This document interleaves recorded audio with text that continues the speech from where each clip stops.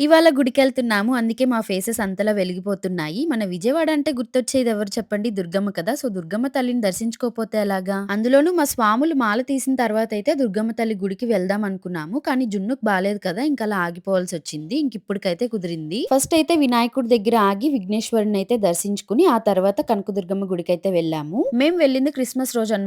Holiday కదా! So, అందుకే జనమైతే ఎక్కువున్నారు. మన ఆంధ్ర వాళ్ళకన్నా కూడా తెలంగాణ సైడయితే ఎక్కువొచ్చారు. హైదరాబాద్ వాళ్ళు. దర్శనం కొంచెం లేట్‌గా అయింది. యాక్చువల్లీ చాలా లేట్ అయ్యేది. బట్ వేరే దారి నుంచి రావడం వల్ల కొంచెం త్వరగా అయిపోయిందనమాట. మేము బయటకొచ్చేపాటికి 2:30 అయింది. అప్పటికే పిల్లలకి ఆకలేస్తుంది. అండ్ మేము కూడా పొద్దున్నుంచి ఏం తినలేదు. సో, అందుకే మాకు కూడా ఆకలేసింది. ఇంక ఇంటికెళ్ళేపాటికి లేట్ అయిపోతుందని దగ్గరలో ఉన్న రెస్టారెంట్‌కయితే వెళ్ళాము. క్రిస్మస్ కాబట్టి రెస్టారెంట్స్ అయితే ఏవి ఖాళీ లేవు. ఫుల్ రష్ ఉన్నాయి. మేము ఆల్రెడీ బయట ఒక హాఫ్ అన్ అవర్ వెయిట్ చేసాము. అండ్ లోపలికొచ్చిన తర్వాత కూడా ఒక హాఫ్ అన్ అవర్ పైనే వెయిట్ చేయాల్సొచ్చింది. అందరం ఫుల్ ఆకలి మీద ఉన్నామనమాట. సో, అందుకే గబగబా తింటున్నాము. ఇంకా పిల్లలకి నాన్ వెజ్ వద్దని చెప్పి ఓన్లీ వెజ్ ఫ్రైడ్ రైసే ఆర్డర్ చేసాము. రోజంతట్లో మేము బాగా ఎంజాయ్ చేసిందేంటంటే ఈ పార్ట్ దగ్గరే. సో, మ్యాజిక్ అయితే జరగబోతుంది. కేర్‌ఫుల్‌గా అయితే చూసేయండి. మహి స్లిప్ అయ్యి కింద పడిపోయాడనమాట. ఫస్ట్‌లో భయమేసినా గానీ తర్వాతయితే బాగా నవ్వుకున్నాము. మేము నవ్వుతున్నామని వాడు చూడండి ఎలా నవ్వుతున్నాడో. ఇవాల్టి వీడియోకైతే ఇంతే గైస్. Thank you. బాయ్.